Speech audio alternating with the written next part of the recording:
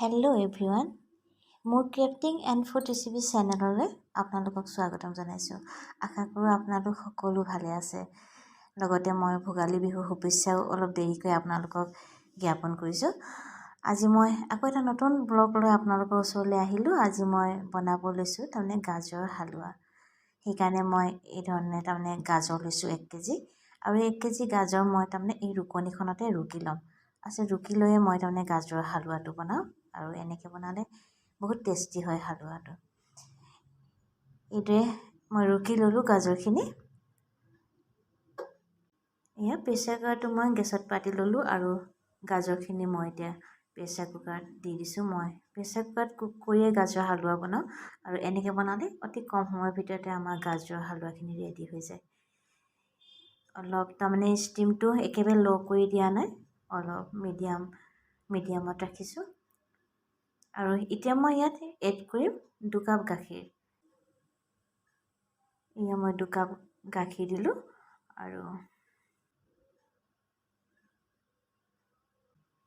আৰু মই এতিয়া ইয়াত এড কৰিম অলপ ৰিফাইন।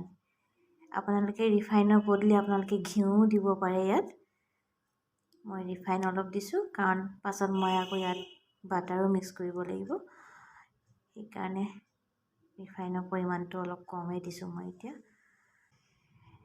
গাখীৰ আৰু ৰিফাইন দিয়াৰ পাছত মই এতিয়া অলপ ভালদৰে মিলাই দিছোঁ, আৰু মিলাই দিয়াৰ পাছত মই প্ৰেছাৰ কুকাৰৰ ঢাকনখন লগাই দিম, আৰু 4-5টামান হুইচেল দিয়াৰ পাছত মই চাম। তেতিয়ালৈকে আমাৰ গাজৰখিনি সিজি যাব।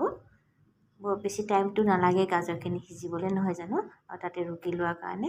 কিন্তু বহুতে আকৌ গাজৰ ৰুকি পিনেও নবনায় গাজৰ হালোৱাটো। বহুতে মিক্সিত একেবাৰে গ্ৰাইণ্ড কৰি দিয়ে, একেবাৰে পিহি পিনে বনায়, আৰু তেনেকৈ বনালে ইমান এটা টেষ্টি নহয়। একদম হেৰি নিচিনা হৈ যায়। এতিয়া মই প্ৰেছাৰ কুকাৰৰ ঢাকনখন খুলি পিনে চাইছোঁ, এই ধৰণৰ হৈছে। এতিয়া আপোনালোকে ভাবিছে গাজৰখিনি ৰংটো অলপ বগা দেখিছে, নহয় জানো। বগা এইকাৰণে হৈছে যে ইয়াত মই অকল গাখীৰ দি সিজাইছোঁ। লাহে লাহে কালাৰটো আকৌ চেঞ্জ হৈ যাব, আকৌ ৰঙা নিচিনা গাজৰৰ কালাৰটো আহি যাব।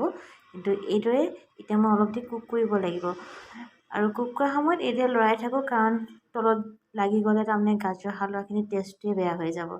সেইকাৰণে মই সদায় এইদৰে লৰাই থাকোঁ। 10 মিনিটমান সিজালে আমাৰ ৰেডি হৈ যাব। এতিয়া মই বাটাৰ দিছোঁ, কাৰণ বাটাৰ দিলে গাজৰ হালোৱাৰ টেষ্টটো দুগুণ হৈ যায়। গাজৰ হালোৱা এনেও বহুত টেষ্টি, নহয় জানো। তাতে যদি আপোনালোকে বাটাৰ দিয়ে তেতিয়াহ'লে আৰু বেছি টেষ্টি হয়। সেইকাৰণে মই সদায় বাটাৰ ইউজ কৰোঁ গাজৰ হালোৱা বনাবলৈ। আপোনালোকে দেখিছে এতিয়া কালাৰটো চেঞ্জ হৈছে, আৰু ইয়াত যেতিয়া মই চেনি এড কৰি দিম নহয়, তেতিয়া কালাৰটো আৰু বেছি উজ্জ্বল হৈ যাব। আপোনালোকে বাৰু কেনেকৈ গাজৰ হালোৱা বনায়, সকলোৰেতো প্ৰচেছটো বেলেগ। সেইকাৰণে মোৰ প্ৰচেছটো মই কেনেকৈ গাজৰ হালোৱা বনাওঁ তাকে আজি আপোনালোকৰ লগত শ্বেয়াৰ কৰিলোঁ। ভিডিঅ'টো একেবাৰে শ্বৰ্ট হৈছে, এটা সৰু ভিডিঅ' মই আপোনালোকৰ লগত শ্বেয়াৰ কৰিছোঁ। আশা কৰোঁ আপোনালোকে ভিডিঅ'টো শেষলৈকে চাব আৰু এনজয় কৰিব। আৰু আপোনালোকে বিচাৰিলে এবাৰ এইদৰে ঘৰত ট্ৰাই কৰি চাবচোন। এতিয়া গাজৰৰ ছিজন, নহয় জানো। গাজৰটো এতিয়া প্ৰায় মানুহে হেৰি কৰে আৰু খায় বা হালোৱা বনায়। আমি আকৌ গাজৰ হালোৱাটো এইদৰে বনাই পিনে ফ্ৰিজত থৈ দিওঁ অলপ সৰহকৈ। এইদৰে মই লৰাই আছোঁ, কাৰণ তলত লাগি যাবলৈ নিদিওঁ, আৰু কাৰণ অলপ দেৰি যদি মই লৰাই নাথাকোঁ তেতিয়াহ'লে হয়তো তলত লাগিও যাব পাৰে, নহয় জানো। সেইকাৰণে লৰাই থকাটোৱে আটাইতকৈ বেষ্ট। এতিয়া ইয়াত চেনি দিছোঁ, প্ৰায় আধা কেজিয়ে দিছোঁ, কাৰণ 1 কেজি গাজৰ লৈছোঁ, আৰু তাত মই আধা কেজি চেনি এড কৰিছোঁ। কাৰণ গাজৰ হালোৱাটো মিঠা নহ'লে ভাল নালাগে, অলপ মিঠা হ'বই লাগিব। মিঠাটো কম হ'লেও বেয়া লাগিব গাজৰ হালোৱা। এয়া চেনিখিনি যেতিয়া গলি যাব, তেতিয়া আপোনালোকে দেখিছে এতিয়া ইয়াৰ কালাৰটো আৰু বেছি উজ্জ্বল হৈ গ'ল। এনেধৰণে আৰু মই গাজৰ হালোৱা বনাওঁ, আৰু সকলোৱেতো বনায়েই গাজৰ হালোৱা। এতিয়া মই ইয়াত অলপ দেৰি এই ধৰণে লৰাই আছোঁ, কাৰণ যেতিয়া গাজৰ হালোৱাখিনিৰ পৰা তেলটো ওলাই আহিব, তেতিয়া আমি জানিম যে গাজৰ হালোৱাখিনি আমাৰ ৰেডি হৈ গৈছে।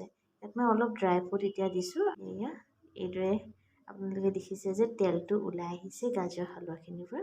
এতিয়া আমাৰ গাজৰ হালোৱাখিনি ৰেডি হৈ গ'ল। এতিয়া মই গাজৰ হালুৱাখিনি বনালোঁ আৰু আপোনালোকৰ লগত শ্বেয়াৰো কৰিলোঁ। যদি আপোনালোকেও যদি মোৰ ভিডিঅ'টো চাই কিবা এটা যদি ভাল পাইছে তেতিয়াহ'লে নিশ্চয় লাইক কৰিব বুলি আশা কৰিলোঁ।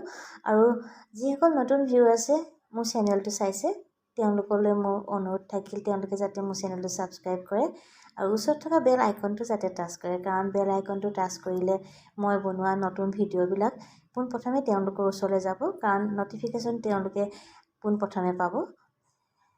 এইটোৱে মই গাজৰ হালুৱাখিনি বনাইছোঁ আৰু আপোনালোকৰ যদি ভাল লাগিছে তেতিয়া নিশ্চয় ছাবস্ক্ৰাইব কৰিব বুলি আশা কৰিলোঁ।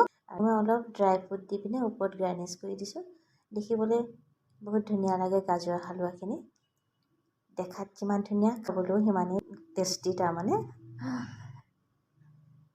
ঠিক আছে তেতিয়াহ'লে মই মোৰ ভিডিঅ'টো আজি ইমানতে সামৰণি মাৰিছোঁ। আকৌ এটা নতুন ভিডিঅ'লৈ আপোনালোকৰ মাজলৈ আহি আছোঁ।